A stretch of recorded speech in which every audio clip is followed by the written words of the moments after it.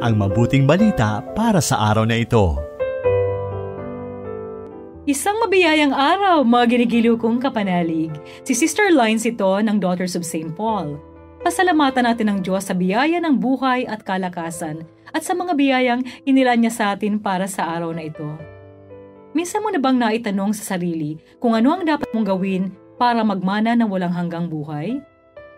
Ito ang sasagutin ng Panginoong Hesus sa mabuting balita ngayon, ayon kay San Marcos, Kabanata 10, talata 17 hanggang 27.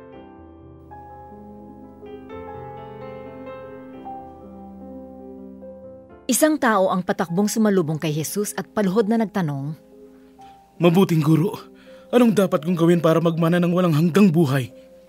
Sumagot sa kanya si Jesus, Bakit mo ako tinatawag na mabuti? Walang mabuti kundi ang Diyos lamang. Alam mo ang mga utos. Huwag papatay. Sinabi sa kanya ng tao, Sinunod kong lahat ng ito mula pa sa aking pagkabata. Ano pa ang kulang ko? Kaya tinitigan siya ni Jesus at minahal siya at sinabi, Isa ang kulang sa iyo. Umuwi ka at ipagbili ang lahat ng iyo at ibigay sa mga duka at saka ka bumalik para sumunod sa akin.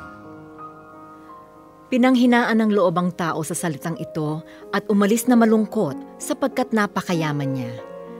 Kaya tumingin si Jesus sa paligid at sinabi sa kanyang mga alagad, Napakahirap ng pumasok sa kaharian ng Diyos ang mga may kayamanan. Takang-taka ang mga alagad sa pananalitang ito, kaya muling sinabi sa kanila ni Jesus, Mga anak, napakahirap ng pumasok sa kaharian ng Diyos. Oo, mas madali pa para sa kamelyo ang lumusot sa butas ng karayom kaysa pumasok ng isang mayaman sa kaharian ng Diyos. Lalo pang namangha ang mga alagad at nag-usap-usap. Kung gayon, sino ang maliligtas? Sino nga? Tinitigan sila ni Jesus at sinabi, Imposible ito para sa tao, pero hindi para sa Diyos. Lahat ay posible para sa Diyos.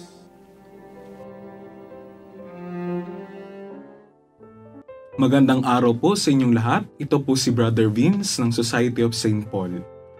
Hindi naman ako nagsisimba, pero gumagawa naman ako ng mabuti.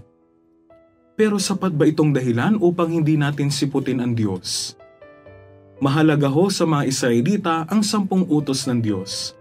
Ito ang kanilang pagkakakilanlan bilang bayang hinirang ng Diyos. Kaya naman sa talinghagang isinilaysay ni Jesus sa ating ebanghelyo, nakita natin kung gaano na lamang pinahalagahan ng mayaman ang mga utos na ito. Marahil nawala sa kanyang isipan ang espiritu ng kautusan, at ito ay ang pag-ibig. Totoo, mahalaga at kailangan ang mga utos at mabubuting gawain, pero isaisip nawa natin na baliwala ang mga ito kung hindi nakaugat sa pag-ibig at nakaugnay sa Diyos. Huwag nawa nating sabihing, mayaman ako kung ang yaman ng mundo lamang ang mayroon tayo.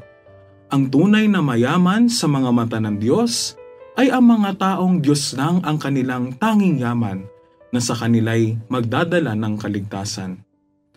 Napaisip ako, saan kaya magtutungo ang mayaman? Saan din kaya tayo patungo? Kapatid, huwag lang tayong gumawa ng mabuti. Matuto rin tayong manikluhod at sumamba sa Diyos na sa ating magdadala ng kaligtasan. Isa na namang pagpapahayag ng mabuting balita ang inyong napakinggan para sa araw na ito. Makiisa sa aming misyon. Maging tagapagpahayag din ng mabuting balita sa pamamagitan ng pag-like, pag-share o pag-tag ng videong ito. At kung meron kayong mga prayer intentions, reactions o comments sa videong ito, i-message lamang kami sa Paulines Radio PH. At sa mga kababayan nating OFWs, sa mga may sakit, at sa lahat ng sumusubaybay ng programang ito na humihingi sa amin ng panalangin. Asahan po ninyong ipinagdarasal namin sa Diyos ang inyong mga kahilingan. Muli, maraming salamat. Ako ay Sister Lines ng Daughters of St. Paul na nag-iiwan sa inyo ng mga katagang, nalalaman ng Diyos ang pinagdadaanan natin sa buhay. Manalig tayo sa kanyang kagandahang loob. Ang mabuting balita para sa araw na ito. Hatid sa inyo ng Paulines Radio.